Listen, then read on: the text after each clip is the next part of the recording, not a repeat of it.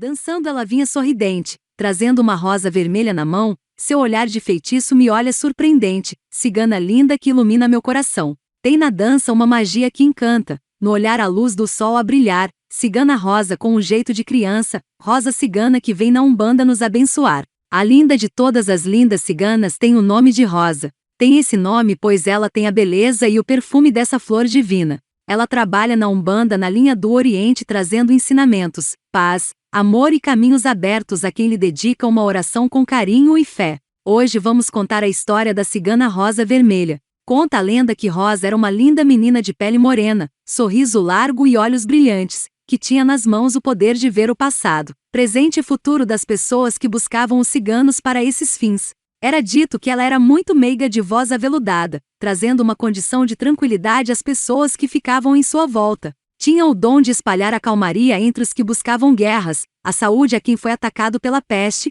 a alegria a quem era destinado à tristeza. Essa era Rosa, a menina cigana que admirava o brilho do sol e a luz de tom azulada e sensual da lua. Rosa era de um clã poderoso entre os povos ciganos. Tinha como ponto alto o respeito que todos os povos tinham pelo monumental trabalho de magias, que eram somente ensinados e compartilhados dentro de seu clã. E assim mesmo por poucos ciganos, ou seja, todos que tinham a bênção de aprender as secretas magias daquele clã, eram escolhidos minuciosamente pelos mais velhos, os donos dos segredos. Ao chegar certa idade, o cigano ou cigana que era guardião ou guardiã de certo segredo mágico, escolheria um substituto para ser compartilhado o grande segredo único, e cada magia tinha seu protetor, ninguém mais saberia, mesmo sendo guardião de outras magias secretas. Mas essa regra foi quebrada com a cigana Rosa. Jovem ainda, ela demonstrava grandes dons em diversas formas de elevar muito mais certos ensinamentos tradicionais sobre magias ciganas.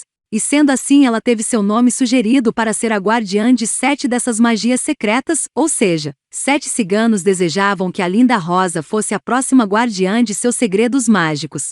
Então ficou um impasse, qual seria e de qual cigano seria ela a guardiã? Foi levado o fato ao cigano Mor, o grande chefe do clã, que levaria o caso aos ciganos conselheiros. E assim foi feito. Após vários dias de debates, de perguntas e respostas, de estudos aos dons de Rosa, decidiram por unanimidade que ela tinha a perfeição e sabedoria de poder ficar como soberana conhecedora dos 7 segredos mágicos.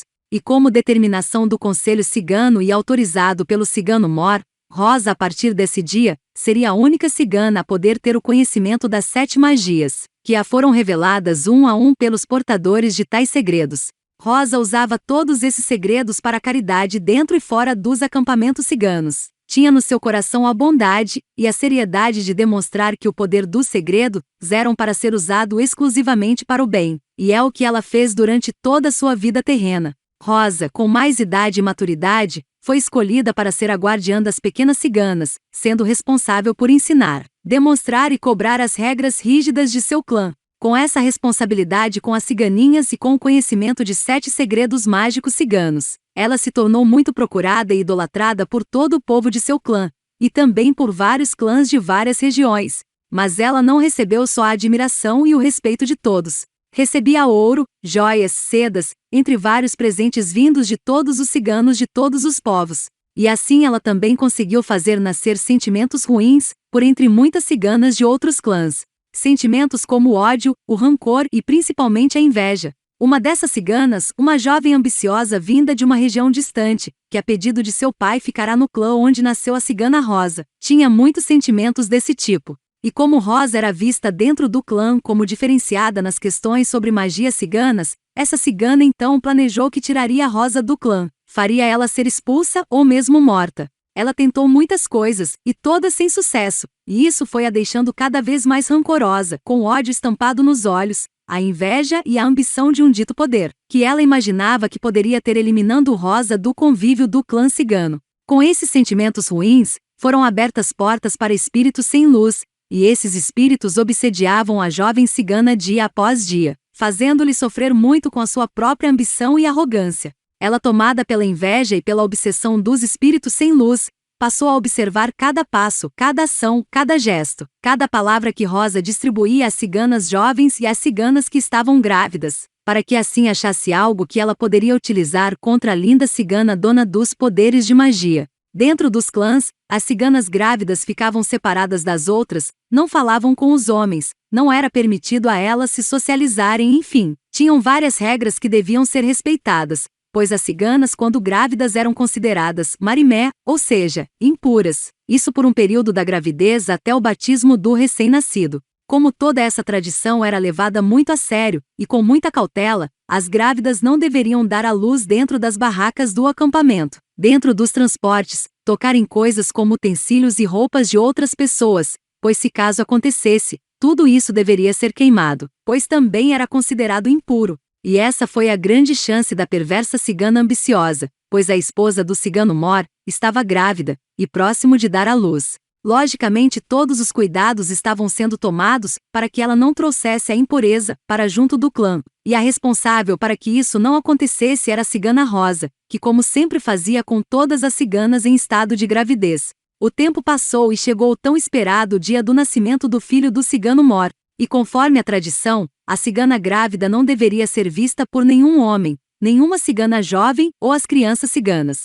Rosa, sabendo desses fatos e tradições, levou a grávida até uma pequena cabana, para que ali ela pudesse dar à luz, e ao final do acontecimento, a cabana e tudo mais utilizado para o nascimento do novo membro do clã seriam queimados. A criança nasceu sem maiores problemas, um menino forte e saudável, que deixou a mãe e Rosa com lágrimas nos olhos, pela emoção do primeiro choro do ciganinho. No clã de Rosa havia também uma tradição de logo após o nascimento, e após saber o sexo da criança, deveria então fazer um banho de ervas colhidas após o parto, e antes da 7ª hora de vida do recém-nascido. Essas ervas variavam de acordo com os detalhes do parto, como o tempo demorado do nascimento, o tamanho do cordão umbilical, entre outras coisas, que somente as responsáveis pela hora do parto poderiam estabelecer, e designar cada tipo de erva sagrada. E assim foi feito por Rosa, saindo logo após ao parto para ir em busca das ervas, sendo obrigada a deixar a cigana que acabará de dar à luz sozinha, pois até aquele momento era vista como impura aos olhos do povo cigano.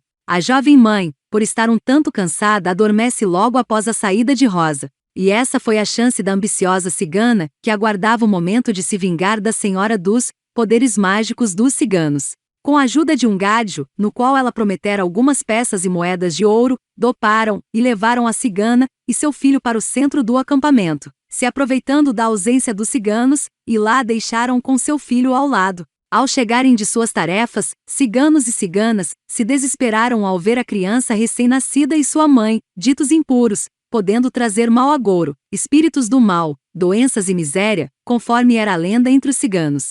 O cigano Mor era o único que poderia tocar nela, por ser seu esposo, e foi ele que a levou de volta à barraca na qual ela teria dado à luz. Mas deveria voltar rapidamente para decidirem o que fazer em relação aos maus espíritos, que pela tradição, estariam espalhados por todo o acampamento. Após se reunirem, os ciganos mais velhos decidiram que a criança e sua mãe deveriam ser impostas à condição de impuros por 7 anos, e que nesse período deveria ser estabelecidos locais diferenciados para que ambos vivessem, ou deixar para sempre o acampamento. Foi estabelecido também que todos os ciganos jamais voltassem a acampar naquele lugar, que se tornou impuro, e que a cigana Rosa, que era responsável pelo parto, deveria, ou ser expulsa do clã, na visão de alguns dos ciganos, ou ser simplesmente morta, aos olhos de outros. Foi dito ainda que todos os utensílios utilizados no parto, incluindo a barraca, e tudo que nela continha, deveriam ser queimados imediatamente, para que não fosse espalhado o mau agouro das impurezas da pobre cigana, que agora era uma recém-mãe, e vista como um problema espiritual a ser combatido a todo custo. A cigana ambiciosa, se aproveitando de todas essas regras do mundo nômade, caminhou até a barraca onde estaria havendo a reunião do conselho cigano, e lá adentrou sem pedir autorização. Aos berros, demonstrando estar obsediada por um espírito negro, disse que era o espírito da impureza, e que perseguiria aquele clã até o último cigano, e só partiria se fossem sacrificados os responsáveis por lhe chamarem das profundezas. Ao ouvirem as palavras vindas da cigana ambiciosa, o conselho cigano então se decide em entregar a alma de Rosa para o sacrifício, perguntando ao falso espírito como desejaria que fosse essa entrega. Então foi dito: hoje ao meio da noite, uma fogueira deverá ser acesa ao centro desse acampamento. Nessa fogueira deverá estar a mulher cigana que me trouxe da escuridão. Ela deverá ser queimada viva. Com gestos teatrais, a cigana ambiciosa simula um desmaio, que deixa todos em sua volta atônitos, e decididos a fazer o que foi mandado pelo falso espírito. A noite chega, a fogueira imontada, Rosa é trazida para o centro do acampamento. Ela é amarrada em um tronco no centro onde será acesa a fogueira. Seus olhos lacrimejam, mas ela não se desespera, apenas aguarda a decisão do conselho de acender as chamas. Ao longe, a cigana ambiciosa observa tudo. As chamas deverão ser acesas pelo chefe dos ciganos, que se aproxima com uma tocha nas mãos. No instante em que as chamas começam a ser acesas, o céu que antes estava estrelado e com o brilho da lua cheia, fica completamente negro. Nuvens escuras se formam rapidamente sobre o acampamento, e nas primeiras chamas incandescentes que brotam ao redor da cigana Rosa, o céu desmorona em uma tempestade imensa, destruindo até a última brasa acesa. O chefe cigano, virando-se para o conselho, diz que é um aviso dos deuses, que não é para seguir com o sacrifício da cigana. E nesse momento ordenou que a soltassem das amarras. Ao ver Rosa solta, a cigana ambiciosa corre em sua direção com um punhal na mão para atacá-la. Ficando de frente a frente com Rosa, a cigana olha com ódio nos olhos, dizendo-lhe que ela poderia ter escapado da fogueira, mas não escaparia da morte, e que ela teria o prazer de lhe matar na frente de todos. Dizendo isso, a cigana ambiciosa ergueu o punhal em forma de ataque, olhou profundamente nos olhos de Rosa, que estava serena, sem demonstrar nenhuma reação, a não ser segurar fortemente uma medalha com a imagem de Santa Saracali que ela trazia nas mãos.